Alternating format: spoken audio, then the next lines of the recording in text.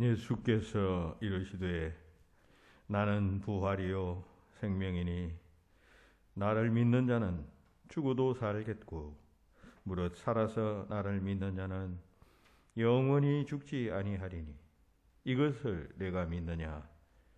하나님은 영이시니 예배하는 자가 영과 진리로 예배할지니라. 아멘.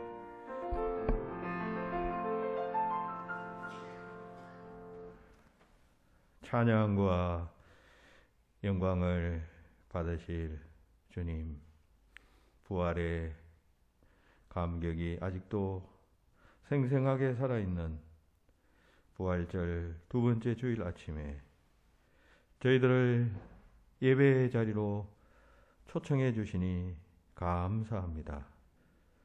마음과 뜻과 정성을 다하여 드리는 우리의 예배를 받아주시고 하늘 문을 여시어 신령한 은혜를 내리시고 받는 우리 모두가 안식과 평안을 얻도록 인도하여 주시옵소서. 주 예수 그리스도의 이름으로 기도하옵나이다. 아멘.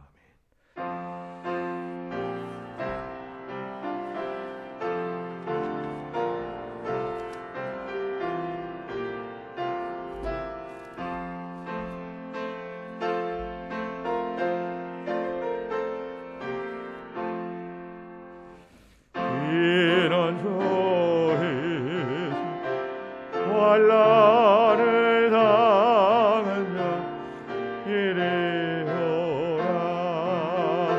땅들이 변하고 물결이 일어나 산 위에 넘치되 두렵지 않네.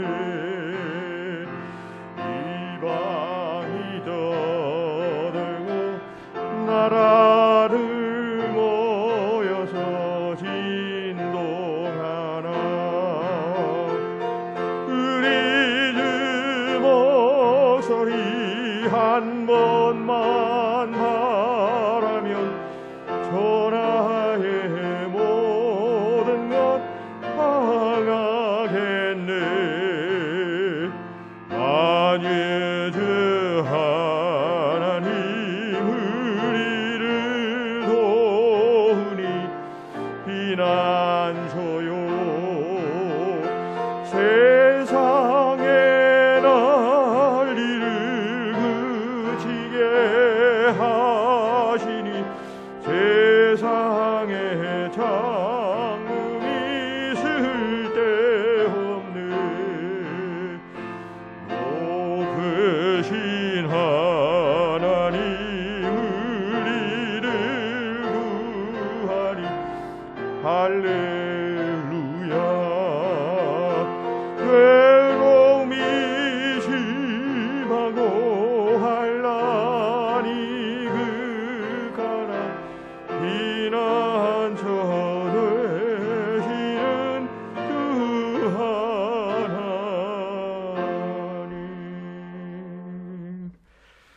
134번 교동문을 들어갑시다. 134번 교동문입니다. 내가 받은 것을 먼저 너희에게 전하노니 이는 성경대로 그리스도께서 우리 죄를 위하여 죽으시고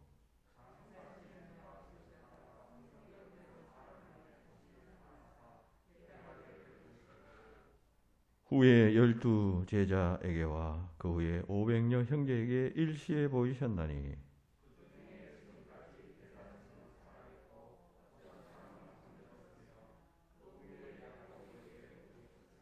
그 후에 모든 사도에게와 맨 나중에 만삭되지 못하여 난 자 같은 내게도 보이셨느니라.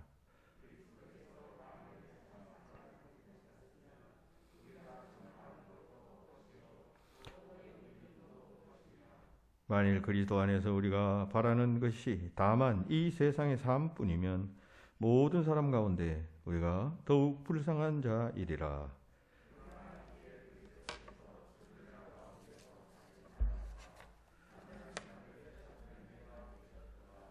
아멘. 다 같이 고백의 기도를 드리겠습니다. 사랑 많으신 하나님,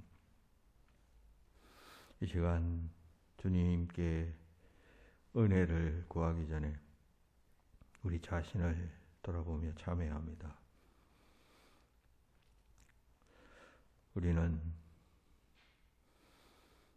한없는 주님의 은혜와 또 도우심을 힘입어 살아왔지만 그 은혜와 도우심, 보호하심을 깨닫지 못하고 살아왔습니다. 내가 잘나고 내가 능력이 많아 성공한 듯 착각하며 살아왔습니다. 그래서 주님을 멀리하고 내 고집대로 행하다가 실패를 경험했었습니다. 교만하게 행동하다가 형제와 이웃에게 외면을 당하는 신세가 되었습니다. 진리의 말씀을 만홀히 여기고 외면하다 죄의 종으로 전락할 때도 있었습니다. 이 모든 것이 하나님을 떠나고 하나님을 내 삶의 주인으로 모시지 못한 결과였었음을 고백합니다. 이제 참마음으로 주님 전에 나와 이 같은 저희들의 삶을 주 앞에 고백하고 회개하오니 불쌍히 여기시고 용서하여 주시옵소서. 확신과 십자가의 능력을 굳게 믿는 믿음으로 의롭게 됨을 믿사오니 그 믿음이 이 기도 속에, 우리의 기도 속에 함께 하시어 뒤를 돌아보지 않고 옛사람은 잊어버리고 새 사람을 살아가는 하나님의 자녀들이 되게 하여 주시옵소서. 계속해서 참여합니다.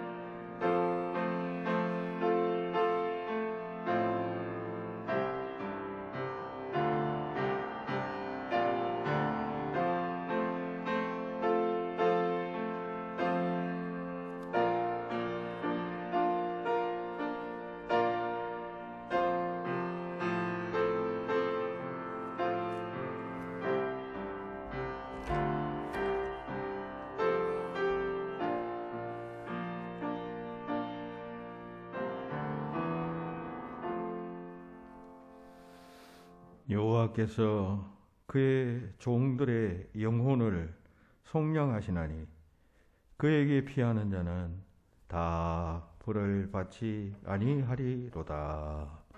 아멘. 나는 전능하신 아버지 하나님 천지의 창조주를 믿습니다. 나는 그의 유일하신 아들 우리 주 예수 그리스도를 믿습니다. 그는 성령으로 잉태되어 동정녀 마리아에게서 나시고 본디오 빌라도에게 고난을 받아 십자가에 못 박혀 죽으시고 장사된 지 사흘 만에 죽은 자 가운데서 다시 살아나셨으며 하늘에 오르시어 전능하신 아버지 하나님 우편에 앉아 계시다가 거기로부터 살아있는 자와 죽은 자를 심판하러 오십니다.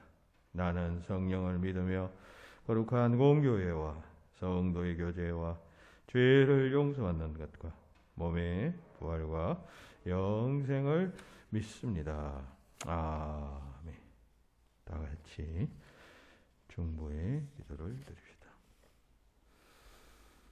하나님, 이 시간 나 아닌 타인들, 이웃들과 가족, 그리고 국민들과 세계의 많은 사람들을 위하여 기도합니다. 우리가 예수 믿고 주께서 죽은 자 가운데서 3일 만에 부활하심으로 참 생명의 구주가 되시며 이 세상의 모든 죄를 소멸하신 그 성경적 가르침을 우리가 믿는데 우리처럼 우리의 가족들과 그리고 친지들과 이웃들 그리고 나아가 온 나라 백성, 온 세계 사람들이 다 이 놀랍고 귀한 소식을 듣고 믿는 자가 될 수 있도록 역사하시어 하루속히 주님의 다시 오심의 역사를 보며 주와 더불어 영원토록 왕노릇하는 그 같은 날이 속히 도래할 수 있도록 역사하여 주시옵소서. 특별히 미얀마에서는 많은 사람들이 죽어가고 있습니다. 하나님, 주님께서 십자가에서 저들이 하는 것을 저들이 알지 못함이니이다 했던 것처럼 총을 쏘며 사람을 죽이는 그런 자들은 자기들이 의롭다라고 생각하며 그 일을 행합니다. 주께서 이 일 위에 개입하시고 그들의 외침과 또 바람이 속히 성취될 수 있도록 인도하여 주시고 더 이상 많은 자들이 희생되지 않도록 주님 역사하여 주시며 정의가 하수같이 흐르는 온 세상이 되도록 역사하여 주시옵소서. 선거가 끝났습니다. 하나님, 여러 백성들의 시민들의 분노와 마음이 잘 표현된 선거였습니다. 정치하는 사람들은 특별히 국민들이 원하는 바가 무엇인가를 잘 깨닫고 주어진 많은 특권을 활용해서 정치를 바르게 펼쳐나갈 수 있도록 동행하여 주시고 국민들을 기만하며 속이며 이용하는 태도가 아니라 두려워하며 높이 보며 그리고 그들에 의해서 또 택함을 받는다는 사실을 깊이 명심하며 겸손하게 섬길 수 있도록 역사하여 주시옵소서. 재개발 사업 또 주님께서 잘 인도하여 주시고 이 지역사회가 더욱 잘 발전해 갈 수 있도록 동행하시며 이를 위하여 또 애쓰고 노력하는 이들이 사심없이 이 지역을 발전시켜 나가게 하시고 또 우리 교회도 그 가운데 있사오니 동행하여 주셔서 하나님의 선한 뜻대로 또 이끌림 받을 수 있도록 역사하여 주시옵소서. 우리 개개인의 기도 제목들 주께서 들어주시고 가정에서 육신의 질병으로 고통받느니 물질적인 문제 때문에 어려움에 처하니 그리고 큰 일을 앞두고 또 준비하느니 그리고 연약한 문제 때문에 하나님 앞에 엎드린 자들도 있습니다. 수술받고 치료하는 우리 교우들도 붙잡아 주셔서 하나님의 도우심과 역사심으로 굳건히 서게 하시고 통하여 더 강건하게 되며 그리고 하나님을 굳게 믿고 의지하는 하나님의 자녀들이 다 되도록 인도하여 주시옵소서. 우리의 삶의 여건들이 어떠하든지 간에 그 삶의 문제들 때문에 넘어지고 자빠지는 자가 되지 말게 하시고 더욱 강하게 되어 일어서고 올라서며 극복하는 그와 같은 믿음의 소유자들이 다 되도록 주님 역사하여 주시옵소서.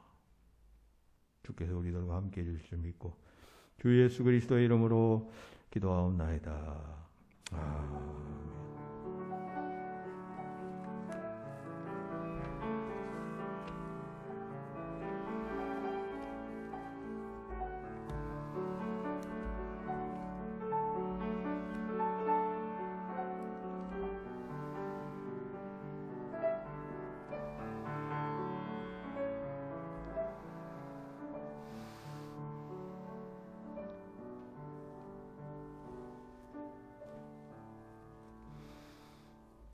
오늘 우리에게 주시는 하나님의 말씀은 두 군데입니다.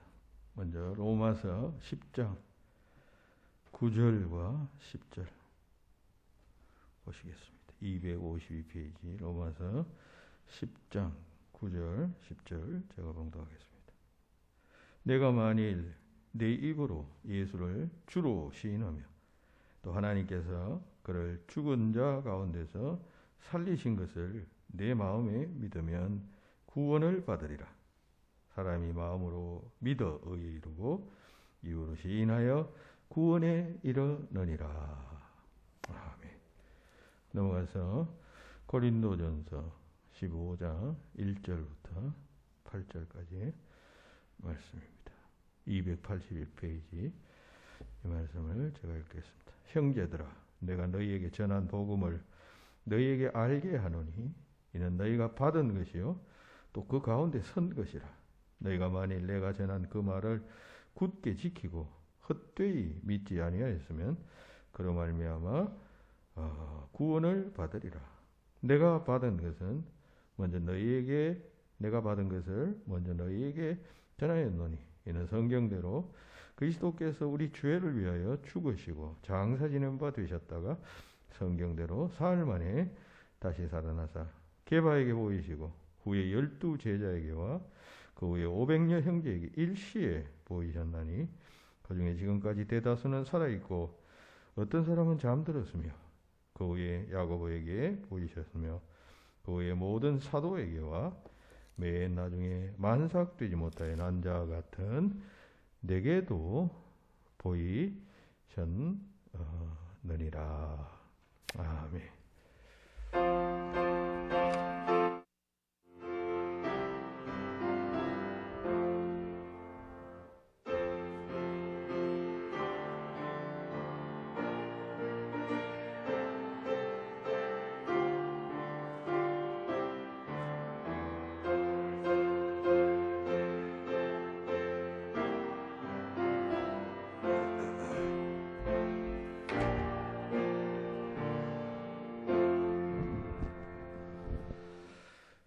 오늘의 말씀은 지난 부활 주일 때 했던 설교의 연장선상에 있는 말씀입니다. 지난 주일에 우리는 예수님의 부활의 성격이라 그럴까요? 그것 한 가지를 말씀드렸습니다. 그것은 예수님의 부활은 불가사의한 것이다. 불가사의성에 대해서 말씀을 드렸습니다. 어떻게 사람이 죽었다가 살아날 수 있겠는가? 그래서 믿기 어렵다. 좀 납득이 되지 않는 일이다. 라고 하는 그 불가사의성에 대해서 말씀드렸습니다. 그 불가사의성은 주로 몸으로, 육체로 다시 살아나셨다라고 하는 점이겠죠. 그래서 뭐 영적 부활설, 뭐 기절설 등등 여러 가지 소위 합리적인 설명들이 초대교회 때부터 지금까지 있어 왔습니다만 그건 잘못된 설명이었다라고 하는 말씀을 드리면서 예수님께서 다시 살아나셨다는 것, 인간의 이성으로서는 납득되지 않는 불가사의한 일이지만 성경 하나님의 말씀, 그냥 사람이 생각으로선 책이 아니라 하나님께서 영감을 주셔서 하나님의 영감으로 쓰여진 이 거룩한 책인 성경이 그 사실을 일관되게 말하고 있으므로 우리는 예수의 부활하심을 반드시 믿어야 한다. 그런 이야기를 했습니다. 그러면서 동시에 예수님의 부활은 우리 성도들의 부활의 첫 열매이다. 사도 바울은 그렇게 말하고 있죠. 따라서 우리들도 장차 예수님처럼 그런 몸으로 부활하게 될 것임을 잘 알고 우리 신앙이 거기에 굳건히 서 있어야 한다는 것입니다. 우리 신앙이 현세적인 것에 무슨 물질적인 것에 혹은 내게 이익이 되느냐 마느냐 뭐 이런 것에 관심이 있으면 그 신앙은 오래가지 못하고 결국 쓰러지고 만다는 사실 우리 잘 알고 우리의 믿음이 우리의 신앙이 궁극적인 소망이 예수 그리스도께서 다시 오실 때 영광스러운 몸으로 부활하여 주와 더불어 영원히 왕노릇하는 왕의 통치에 내가 참여하는,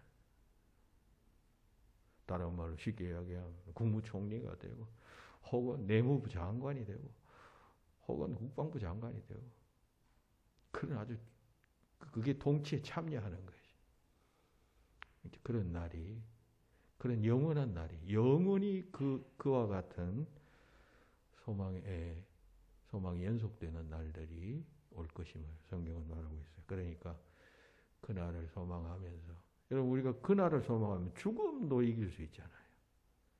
현재의 작은 문제뿐만 아니라 죽음도 우리를 막지 못합니다.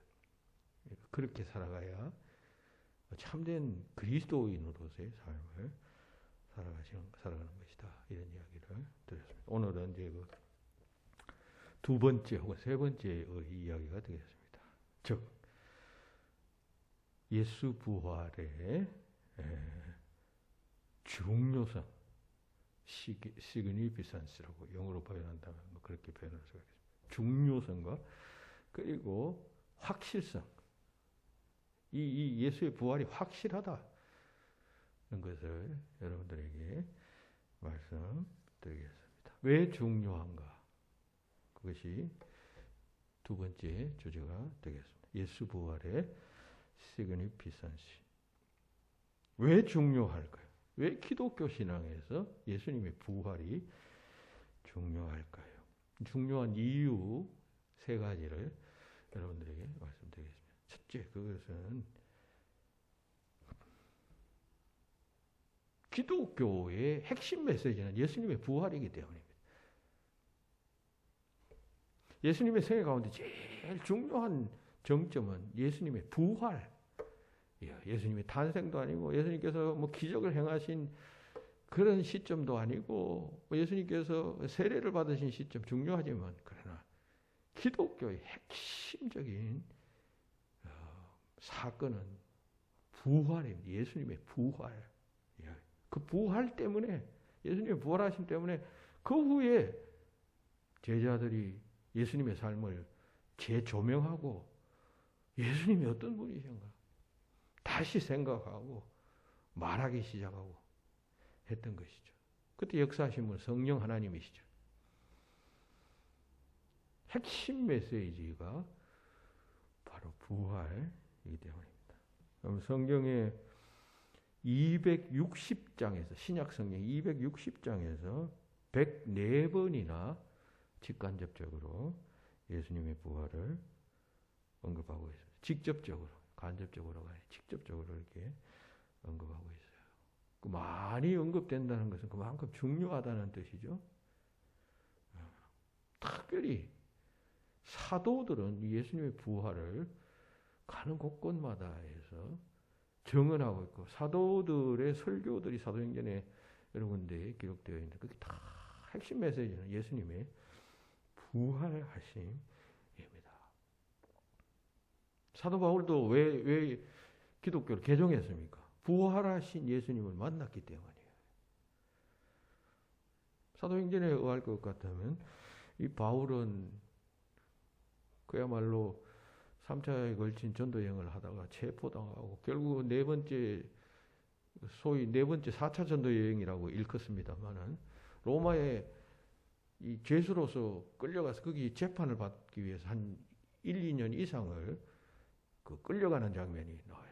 갈 때마다 도중에서 그 지역 총독에 의해서 재판을 받죠. 벨릭스 총독 앞에서, 베스도 앞에서, 아그리파 왕 앞에서. 그때도 그 사람들 앞에 예수의 부활을 외칩니다. 예수의 부활을 증거합니다. 예수께서 죽은 자 가운데서 살아나셨습니다. 사도 베드로도 마찬가지 아니에요? 그가 성령 충만함을 받은 예루살렘 성전에서 사람들 앞에서 첫 번째 설교를 외치잖아요. 그 설교의 내용이 뭡니까? 예수께서 부활하셨습니다. 3일 만에 부활하셨습니다. 이거였어요. 코바디스 도미네라고 하는 유명한 작품에도 보면 결국 사도 베드로가 십자가에 거꾸로 매달려 죽잖아요. 그거 왜 그렇습니까? 로마에서 도망가다가 부활하신 예수님을 만나고 나온 뒤에 예수님은 십자가에서 그냥 똑바로 못 박혀 죽었다면 나는 그보다 더 그냥 거꾸로 못 박혀 죽겠습니다 해서 그렇게 소원대로 된 것입니다. 기독교에서 십자가만 있고 부활이 없었다면 교회가 탄생되지 않겠죠. 여러분들도 마찬가지죠. 우리 삶에서 십자가만 있고 그 후에 영광스러운 부활이 없다면 여러분 예수 왜 믿습니까? 믿을 이유도 없죠. 부활이 없는데 뭐 고난뿐이면 영광 없는 신앙생활? 여러분 성경을 읽어보세요. 다 박해받는 로마 시대 때 쓴 책들 아닙니까? 그 가운데서 박해받고 죽고 핍박받고 하지만 다 그 부활의 소망으로 이글이글거리고 있습니다. 모든 성경이 그 부활에 대한 소망으로 가득 차 있다. 사실 기억해야 합니다. 그만큼 성경에서 신약 성경에서 부활에 관한 메시지는 가장 핵심 중요한 메시지이기 때문에 우리가 예수의 부활이 중요하다라고 하는 것입니다. 두 번째, 기독교의 핵심 메시지일 뿐만 아니라 두 번째 것은 기독교 신앙의 알맹이이기 때문입니다. 우리 예수 믿는다 할 때 예수 믿는다는 게 뭐예요? 제일 알맹이는 예수님께서 부활하셨다라고 하는 사실을 믿는 것입니다. 그게 우리 신앙의 제일 큰 내용. 기독교 신앙의 제일 중요한 내용은 뭐 우리가 뭐 그냥 기도하면 필요한 것을 하나님께 주신다라고 하는 그게 아니라 내가 그냥 하나님 앞에 나와서 뭘 하면 하나님께서 축복하신다. 그게 아니라 3일 만에 죽은 자 가운데서 다시 부활하셨다라고 하는 것입니다. 그것이 기독교 신앙의 알맹이입니다. 그러니까 우리가 신앙생활하면서도 예수 부활에 대해서 의심이 생기고 믿어지지 않으면 여러분 여러분 신앙생활을 하고 있는 것이에요. 처음부터 다시 해체하고 집 다시 지어야 하는 것이죠.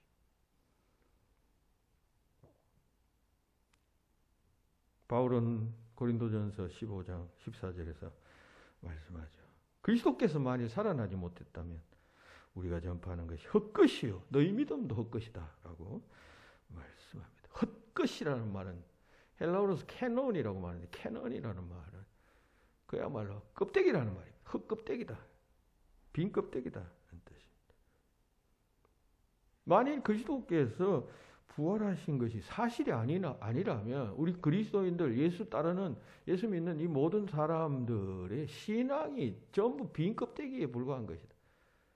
그런 이야기인 것입니다. 그리고 바울은 그러면 세상 많은 사람들 우리가 제일 미련하고 어리석고 바보 같은 사람들이다라고 말하고 있잖아요. 다시 말해서 부활에 대한, 예수 부활에 대한 확신이 없는 신앙은 캐논이에요. 캐논. 흙껍데기예요. 소용없는 믿음이에요. 어떤 사람이 교회 다닌다 하면서 뭐 어떤 가운데 아주 인품이 좋은 사람들이 있죠. 그래서 아주 베풀기를 좋아하고 덕을 세우기를 좋아하고 훌륭한 사람들을 우리는 좋아하는데, 그런데 그런 사람들 가운데 유감스럽게도 많은 사람은 예수의 부활을 믿지 못하는 사람들이 있어요. 신화이지. 그렇다면 여러분, 그 사람이 아무리 훌륭한 사람이고 뭐 그냥 외연이 좋다고 할지라도 여러분 흙껍데기 신자예요. 흙껍데기 신자. 우리에게 무슨 하자가 있고 단점이 있고 문제가 있더라도 우리 속에 예수 부활에 대한 확신이 있는 자는 그건 신앙인인 것이죠. 그만큼 부활은 기독교 신앙의 말명이입니다. 사탄은 우리 그리스도인들이 예수께서 부활하셨다는 사실을 믿지 못하도록 계속 역사합니다. 사탄은 성경에서 예언된 메시아가 그리스도가 아니다라는 사실을 자꾸 그렇게 믿도록 역사합니다. 사탄은 예수 그리스도께서 이 땅에 오셔서 동정녀 마리아에게서 태어나셨다라고 하는 사실을 믿지 못하도록 합니다. 있을 수 없는 일이니까. 그러니까 예수님의 사역이 처음부터 시작해서 십자가 부활까지를 믿지 못하도록 역사하는데, 그때 뭐 우리가 잘 아는 방법으로 눈에 야 이게 사탄이 역사하는 거구나 하는 방법으로 역사하는 것이 아니라 교묘하게 나의 가장 가까운 사람들을 통해서, 내가 가장 신뢰하는 사람들을 통해서 역사하는 것입니다. 그러니까 부활신앙은 예수께서 부활하셨다라고 하는 것을 믿는 신앙은 기독교에서 제일 중요한, 기독교 신앙에서 제일 중요한 알맹이이기 때문에 그 신앙의 토대 위에 딱 서 있으면 사탄이 접근할 수가 없게 됩니다. 그 부활신앙으로 무장해야 합니다. 셋째 중요한 이유는 이 부활신앙이 결국 믿는 자를 구원하기 때문입니다. 부활신앙이 믿는 자를 구원한다는 것입니다. 예? 극단적으로 이야기하면, 좀 더 과장되게 이야기하면, 예수님께서 뭐 세상 3년 계실 때 많은 사람들이 질병을 치유하시고 기적을 행하셨다라고 하는 사실을 믿는 믿음으로 구원받는 게 아니고, 예수님께서 십자가에 못 박혔다가 3일 만에 부활하셨다라고 하는 사실을 믿는 그 믿음으로 우리가 의롭게 되고 구원을 받는다, 그런 이야기예요. 우리가 일생 태어나서부터 뭐 그냥 부모가 소위 뭐라 그러나요? 그 무슨 신앙이라 그래? 날 때부터 믿는 신앙을 뭐라 그래? 모태신앙이라고 해서 내가 쭉 그냥 죽을 때까지 계속 신앙생활을 했다고 해서 내가 구원받는 게 아니라, 예수께서 죽은 자 가운데서 3일 만에 다시 살아나셨음을 확신하고 굳게 믿고 붙잡고, 누가 뭐래도 나는 여기에 내 인생을 걸고 확신합니다라고 하는 그런 믿음이 그를 구원한다는 것이에요. 우리가 오늘 본문 로마서 10장 9절에서 읽었습니다. 내가 만일 내 입으로 예수를 주로 시인하여 또 하나님께서 그를 죽은 자 가운데서 살리신 것을 내 마음에 믿으면 구원을 받으리라 했죠. 이 말씀 우리가 자주 인용하는 말씀입니다. 근데 우리는 이 말씀을 우리가 예수를 입으로 구주이시다라고 시인한 자가 구원을 얻는다라고 우리는 그렇게 여기서 앞부분만을 우리가 주로 취합니다. 그런데 이 말씀에서 강조는 뒤에 있어요. 뒤에. 예수 그리스도의 부활을 믿는 자가 구원을 얻는다. 여기에 이 말씀의 강조점이 사람이 마음으로 믿어 의에 이르고 입으로 시인하여 구원에 이르리라고 하는 이 말씀은 예수의 부활을 마음으로 믿고 입으로 시인함으로써 구원을 얻는다는 뜻이에요.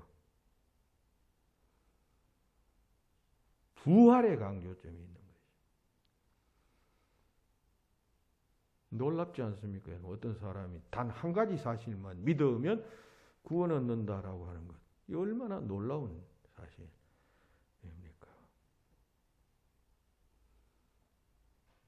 그 한 가지, 예수께서 죽은 자 가운데서 부활하셨다는 사실. 그것입니다. 그래서 중요한 것입니다. 고린도전서 15장 1절에서 바울이 말합니다. 내가 너희에게 전한 보고 내가 받은 것이요 또 그 가운데 선 것이라는 것. 1절에 그렇게 나오잖아요. 오늘 본문. 그리고 또 2절에 보면 내가 전한 그 말. 이거 다 부활이에요. 부활. 사도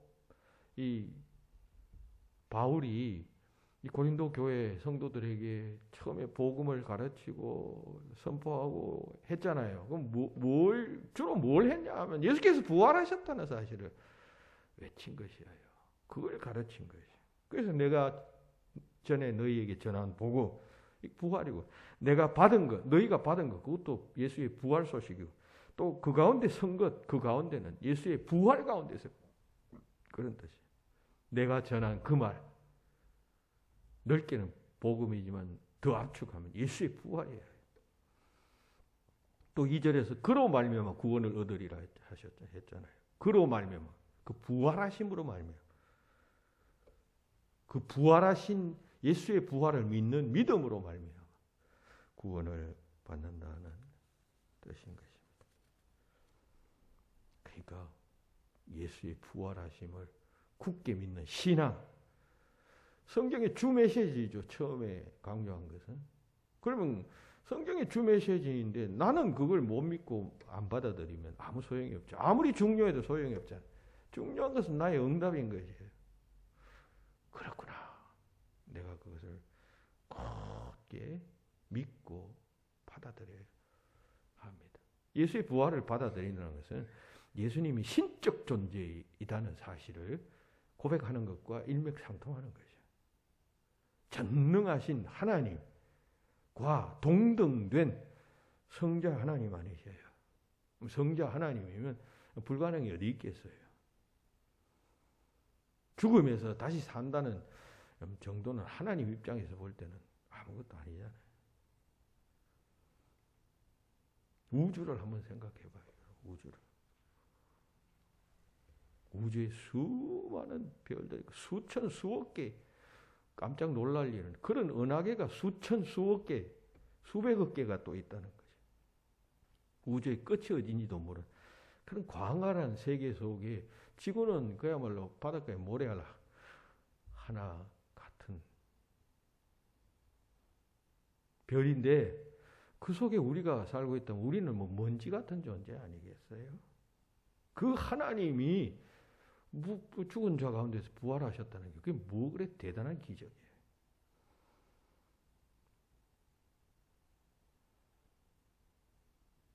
멀리 생각하고 멀리 봐요. 그러면 여러분 믿음의 폭도 넓어져요. 가까운 거 자꾸 보고 코앞에 거 눈앞에 거만 바라보고 앉아서 백날 신앙생활 해도 거기에 참 멀리 보고 바깥을 보고 때로 자기 자신을 깊숙이 보고 말씀의 신학자 칼바르트는 말합니다. 부활, 그것은 그리스도가 능력을 가지신 하나님의 아들이라는 사실을 선언하는 것이다. 부활은 뭐냐 하면 그건 아주 작은 기적이 제가 지금 강조하는 것은 뭐 그냥 하나님의 입장에서는 아무것도 아니라고 그랬죠.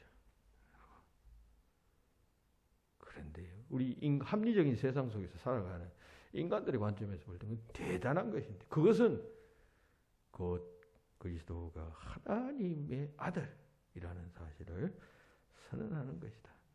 그러니까 그것이 여러분 그 신앙이 기독교 신앙, 우리의 신앙의 질을 결정하는 것 아니겠어요? 그러니까 부활 신앙이 중요합니다. 모든 기독교 신앙은 다 예수 부활 신앙에 연결되어져 있습니다.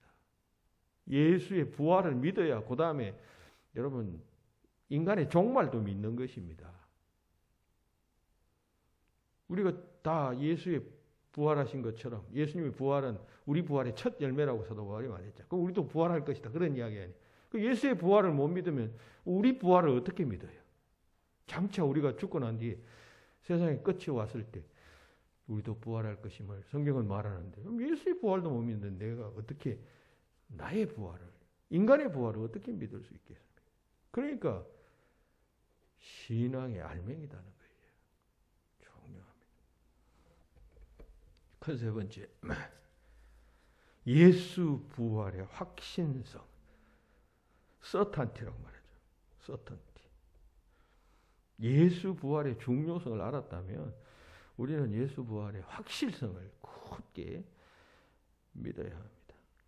예수 부활이 확실하다는 명백하고 결정적인 증거들이 많이 여러분들 많이 들어왔겠습니다. 특별히 신학계에서는 이런 이유 때문에 이것은 확실하다 이렇게 말하고 있어요. 그러니까 우리가 뭐 바깥에서 이런 이유 때문에 확실하다. 여러분 여기에는 귀 기울여도 별 소용이 없어요. 왜냐하면 신학계에서 이것은 이런 이유 때문에 확실하다.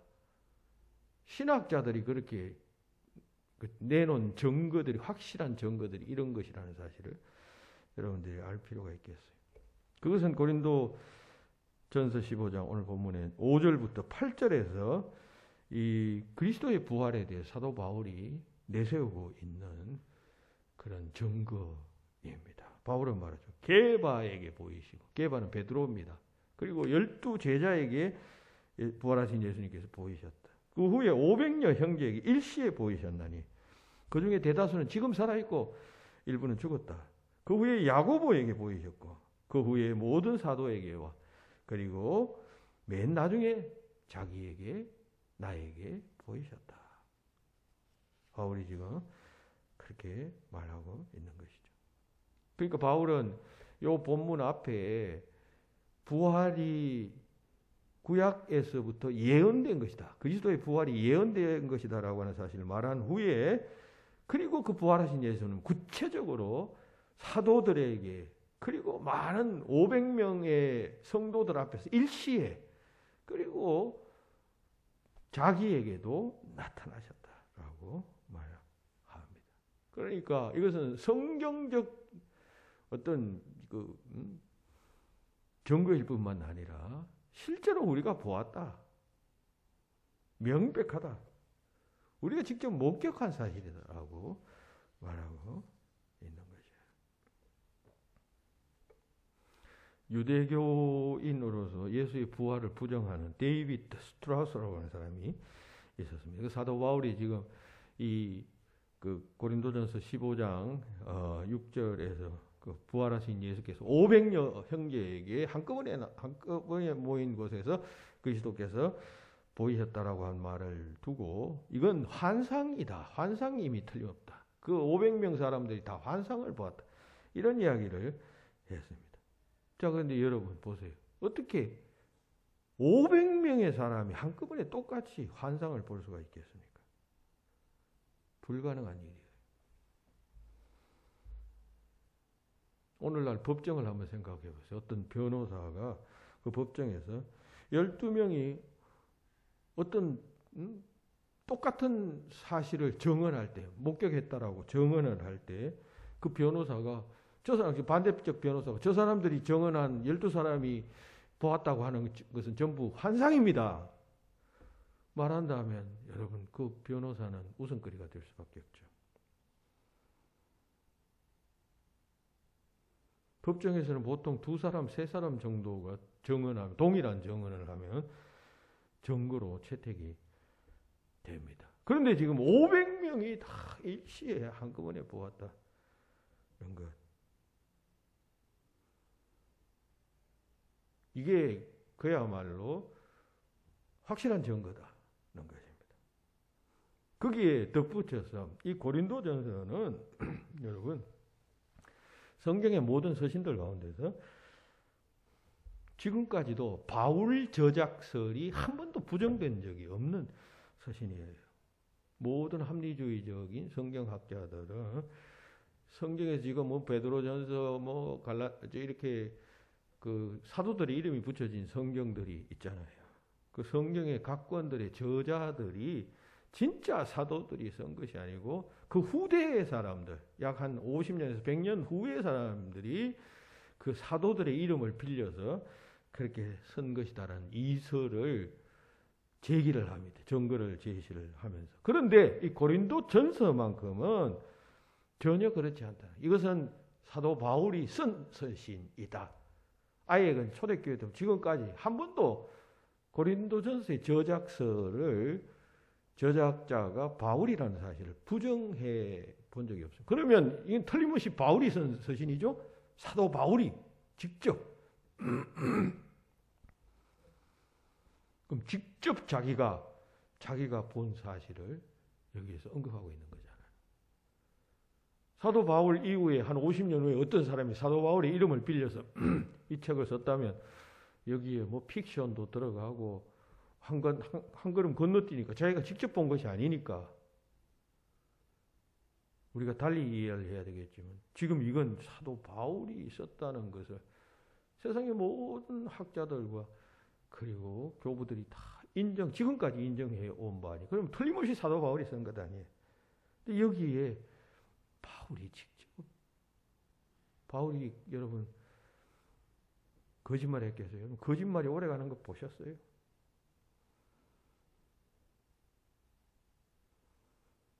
바울뿐만 아니라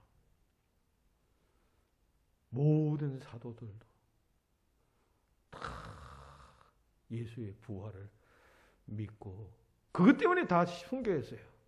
세상에 죽음과 바꿀 만한 거짓말이 어디 있어요? 내가 죽어도 좋으니까 나는 거짓말한다. 그런 거짓말이 세상에 어디 있습니까? 사도 요한은 또 어떻습니까?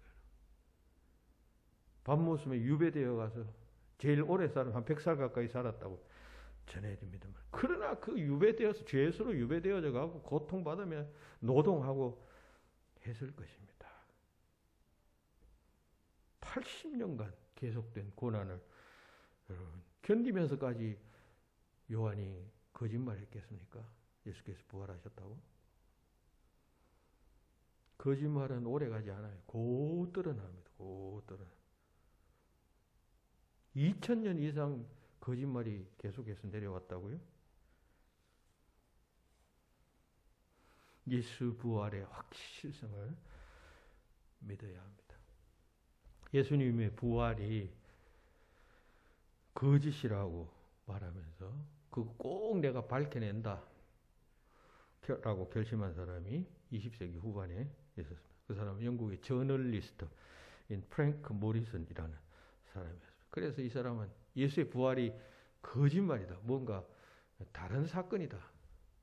하면서 철저하게 3년 동안 조사를 했답니다. 그래서 쓴 책이 누가 돌을 옮겼는가라고 하는 책인데 이 책은 자기가 의도한 것과는 정반대로 예수의 부활을 입증하는 책이 되어집니다. 부활이야말로 인류 역사상 가장 위대하고 확실한 역사적 사건이었다라고 그렇게 그의 책에서 그런 결론을 내리고 있습니다.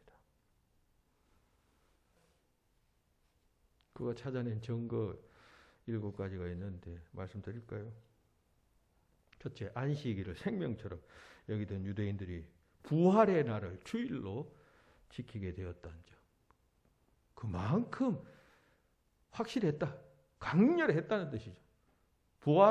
안식일을 유대인들은 생명처럼 여겼는데 그 생명처럼 여기던 안식일을 부활하신 날로 바꾸었다는 거죠. 그 부활의 사건이 얼마만큼 그 유대인들에게 충격을 주었으면 이랬겠느냐는 것입니다. 오늘 여러분들 주일날 예배드리는 걸 바꿔가지고 뭐 토요일날 예배드리고 이러면 여러분 납득하겠어요? 둘째, 부활 소식을 듣고 교회가 생겨났다는 점. 셋째, 성경 기록 정인들이 대부분 살아있을 때 성경을 기록했기 때문에 사실 확인이 가능했다. 그 점이 부활의 확실성을 증명해 준다. 그 성경 기록자들이 살아있을 때 성경을 기록, 아까 제가 이야기했죠. 고린도전서 이야기처럼. 죽은 뒤에 한 세대가 흘러간 다음에 부활 이야기를 했으면 거기에 무슨 픽션이 가미가 되겠죠. 뭔가 좀 뭐 이렇게 따듬어지고 뭐 미화되고 하겠죠. 그런데 그게 그 저자들이 다 그 예수님 살아있을 자기들이 쓴 거예요. 그러니까 잘못 쓰면 글 잘못 쓰면 그냥 그 예수님과 같이 있었던 사람들로부터 그냥 야, 니 그게 무슨 소리냐, 니 잘못 쓴 거 아니냐. 나하고 예수님하고 같이 다닐 때는 그렇지 않았다면서 다 사실 확인이 가능했던 점이었단 말이죠. 오늘 우리들도 마찬가지야. 우리가 뭐 말 한마디 잘못하면 다 그냥 사실 확인하고 다 하잖아요. 거짓말 했으면 여러분 그 책을 그대로 둘 수가 있었겠어요. 엄청난 핍박 속에서도 살아남았다는 점. 도미티안 황제를 비롯해서 3대 여러분 박해자가 로마 황제가 그런 3대 기독교 박해자였던 시대였어요. 그러니까 그때도 이게 예수 부활에 관한 전파는 억압당하지 않고 힘차게 팽창하며 퍼져나갔다는 겁니다. 죽고 죽여도 피를 흘리면서도 예수 부활 소식을 외쳤다는 이야기예요. 아니 사람 너 이 이야기하면 죽어 했을 때 안 죽기 위해서라도 그것도 지금 말하는 게 거짓말이라면 그걸 거짓말을 계속 할 수가 있겠어요? 진실이니까 말하는 것 아니에요.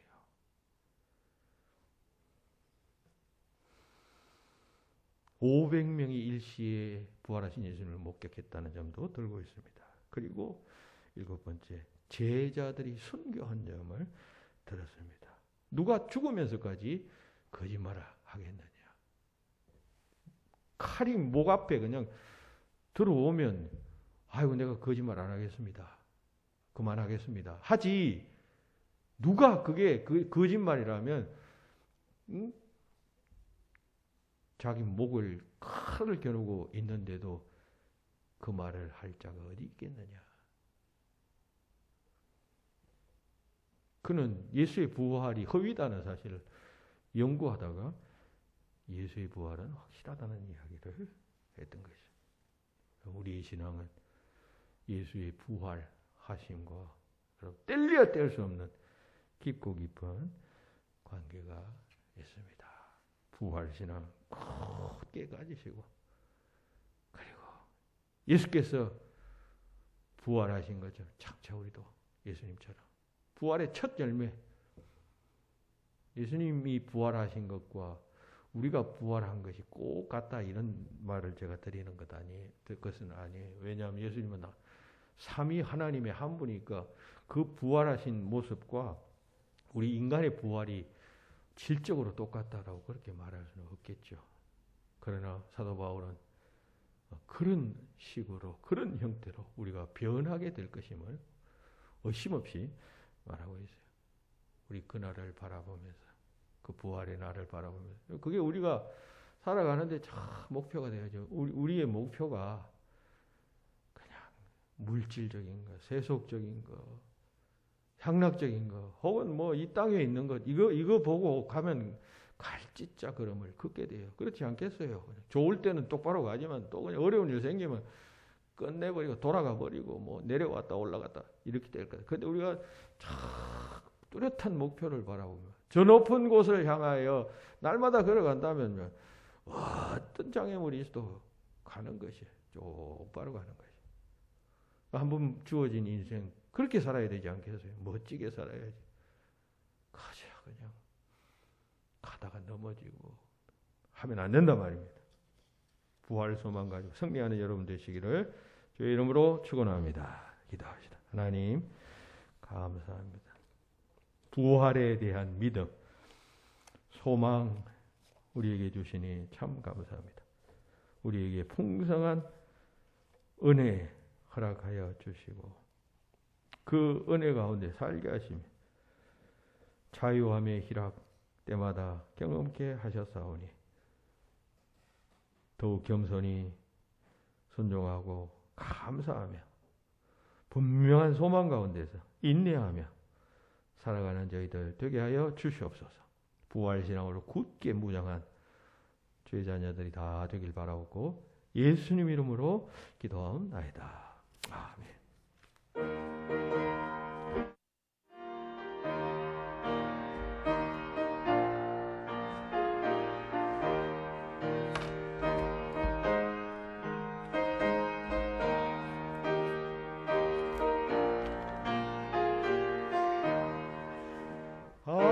할렐루야 우리의 부활송 전하셨네. 세상 사람 찬양한 전사하나 봐도다. 우주에서 부활하사 사망 권세 이겼네. 우주에서 부활하사 사망 권세 이겼네. 할렐루야 우리 예수 왕의 왕 되시고 우리 덜의 증거 되시 성령 흥거하더라. 우주에서 부활하사 성령을 되셨네. 우주에서 부활하사 성령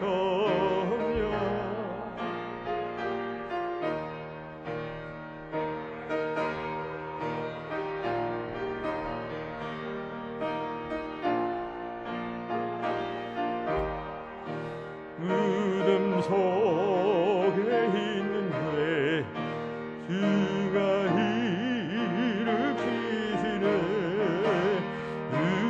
우주에서 부활하사 영광 괴로우시네. 우주에서 부활하사 영광 괴로우시네. 하나님 감사합니다.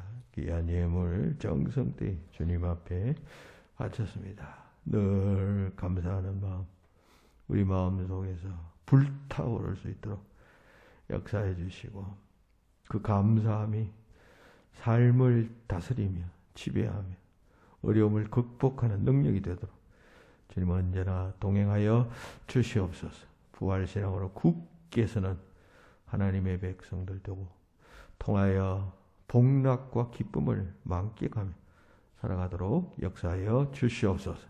드린 예물 주께서 기뻐 받아주실 줄 믿사옵고 감사하며 예수님 이름으로 기도하옵나이다. 아멘.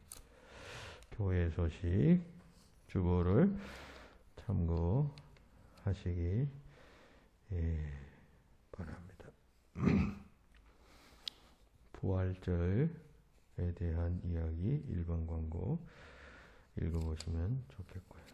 그리고 코로나19 확진자가 8일 기준 금요일 날 제가 이 주보를 썼습니다만 700명대로 늘어났습니다. 91일 만에 최다치로 증가했는데 이 중에 서울이 239명, 서울 포함한 수도권이 485명이라고 합니다. 그러니까 우리나라 전체의 한 35%가 서울에서 지금 발생하고 있습니다. 더욱 조심하시고, 특별히 목욕탕 같은 데는 이 마스크 쓰고 목욕할 수 없잖아요.